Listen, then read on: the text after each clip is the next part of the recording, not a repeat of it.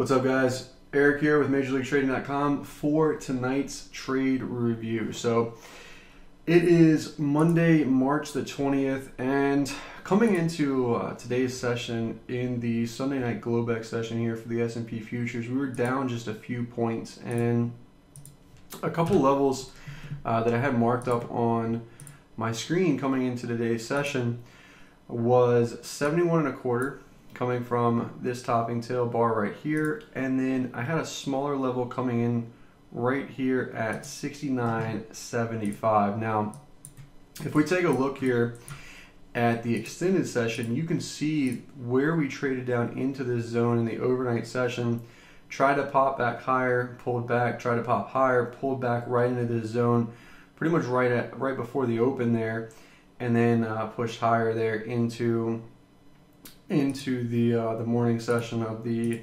US Open. So take a look here at where these bars are currently closing. Now realistically, if the market was going to be super strong on the day, I would have anticipated closes above 71 quarters, but the fact that we're holding 69.75s here on a closing basis is still a good thing. Now with all of that being said, that takes me to the trades that I took today, which are going to be based off of these levels that I had in the S&Ps, as well as a divergence strategy that I use. So I don't have the Russell data here, so this is going to be the IWM, which is the ETF for the Russell futures. And what I'm looking at here is right at 945. What you'll notice is at 945, the Russell here actually gets a green arrow. This is the MLT divergence indicator, a proprietary indicator that I developed to help me identify kind of outlier moves and potential highs and lows on the day in the markets. Now, what you'll notice at this point is this is when the Russell breaks down, gets new lows on the day. The S&Ps, the NASDAQ, and the Dow do not get new lows at that point in time. So what did I do with that information? Well, I'll pull this over here. This is going to be my trade summary for today.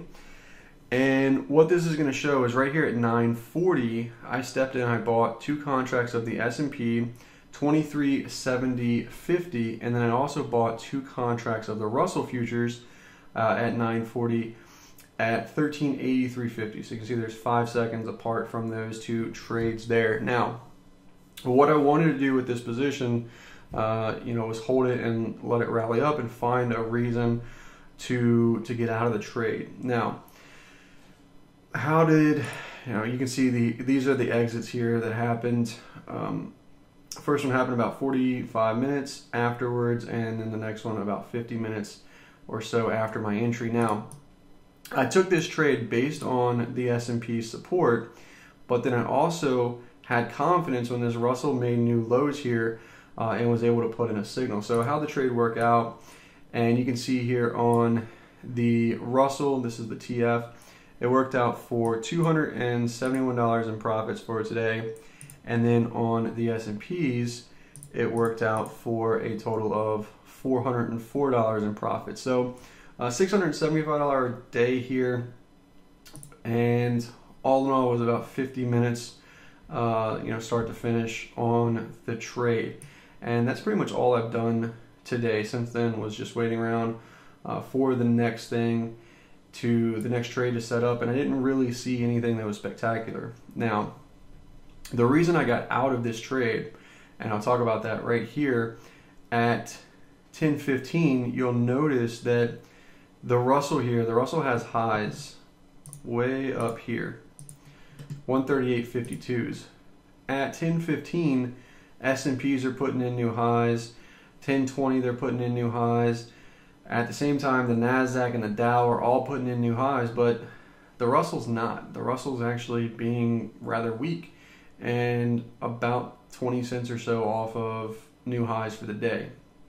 So the same trade strategy or idea that got me into the trade, which was the divergence play, or kept me into the trade off of support, is also what allowed me to facilitate the exit up here just after 1020 and just after 1030. So anyway, that's the trade, start to finish, the analysis, the execution of the trade, and the exit of the trade, and you guys can see how it worked out. So all in all, not a bad way to start off on Monday, and that's what I got for you guys. So take care, hope it helps, and I'll see you guys on the next trade review video.